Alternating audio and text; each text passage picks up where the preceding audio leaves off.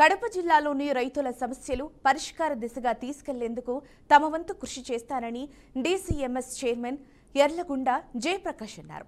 తన నియామకానికి సహకరించిన రైల్వే కోడూరు నియోజకవర్గం in charge Kadapa urban development chairman Mukka Rupananda Reddy, MLA అరవ శ్రీధర్కు ప్రత్యేక కృతజ్ఞతలు తెలిపారు. అదేవిధంగా సీఎం చంద్రబాబు, లోకేష్కు ప్రత్యేక కృతజ్ఞతలు తెలిపారు. తనకిచ్చిన పదవిని రైతుల కష్టసుఖాల్లో పాలు పంచుకునే విధంగా పనిచేస్తానని అన్నారు.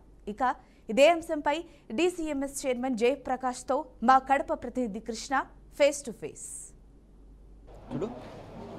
కూటమి ప్రభుత్వం ఏర్పడి సంవత్సర కాలంలోనే ఏదైతే పెండింగ్లో ఉన్నటువంటి రాష్ట్ర స్థాయి కావచ్చు, అదేవిధంగా జిల్లా స్థాయి కావచ్చు, నామినేటెడ్ పోస్టులు ఏవైతే ఉన్నాయో ఇటీవల కాలంలో కూడా భర్తీ చేయడం జరిగింది. అందులో భాగంగానే ఉమ్మడి కడప జిల్లాలోని రైల్వే కోడూరు నియోజకవర్గానికి చెందిన డీసీఎంఎస్ చైర్మన్గా అయితే జయప్రకాష్ గారిని కూడా నియమించడం జరిగింది. అయితే మొత్తానికి ఈరోజు ప్రమాణ స్వీకారంలో భాగంగా ఆయన మనతో పాటు ఉన్నారు. ఆయన అడిగి మరిన్ని విషయాలు తెలుసుకుందాం. అన్న, ఈ యొక్క ప్రమాణ స్వీకార మహోత్సవాన్ని మీరు ఎలా ఫీల్ అవుతున్నారు? నేను చాలా సంతోషపడుతున్నాను. ఇది నాకు చంద్రబాబు నాయుడు గారు, లోకేష్ అన్న గారు ఇచ్చిన వరంగా ఫీల్ అవుతున్నాను.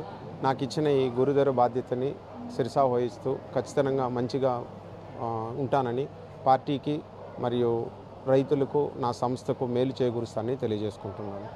ఏదైతే గత ప్రభుత్వంలో ఈ యొక్క అవినీతి అక్రమాలకి పాల్పడ్డారో, ఈ యొక్క డీసీఎంఎస్లో కావచ్చు, అదేవిధంగా డీసీసీ బ్యాంకులో కూడా ఆ పూర్తిస్థాయి అయితే అవినీతి అక్రమాలు కూడా పాల్పడిన సంగతి మీకు అందరికీ తెలిసిన విషయమే. అయితే మీరు డీసీఎంఎస్ చైర్మన్గా అయితే బాధ్యతలు స్వీకరించారు. అయితే మొత్తానికి ఏదేమైనప్పుడు కూడా ఈ యొక్క అక్రమాలకు పాల్పడిన వారిపైన మీరు ఎలాంటి చర్య తీసుకోబోతున్నారు? నేను ఈరోజే కదా ఛార్జ్ తీసుకున్నాను. ఆఫీస్కి వెళ్ళి ఒకసారి రివ్యూ మీటింగ్ పెట్టుకొని గత ప్రభుత్వంలో ఏమేమి తప్పులు జరిగాయో చూసుకొని ఆ తప్పులు సరిదిద్ది మేము సక్ర మార్గంలో మా సొసైటీని నడుపుతానని తెలియజేసుకొచ్చుకుంటున్నాను. ప్రధానంగా రబీ సీజన్లో కావచ్చు, అదేవిధంగా ఖరీఫ్ సీజన్లో కావచ్చు, రైతులైతే గిట్టుబాటు దొరక్క, అదేవిధంగా పూర్తి స్థాయిలో అయితే అకాల వర్షాల కారణంగా అయితే ఆ పంట నష్టం అయితే పూర్తి స్థాయిలో అయితే నష్టపోవడం కూడా జరిగింది. అయితే డీసీఎంఎస్ చైర్మన్గా అయితే మీరు ఎలాంటి చర్య తీసుకోబోతున్నారు? మేము 2019లో 2021లో రైతుల దగ్గర ధాన్యం కొని దాన్ని వచ్చి సివిల్ సప్లై ఇచ్చాము. ఆ పెండింగ్ బిల్లింగ్గా ఉంది.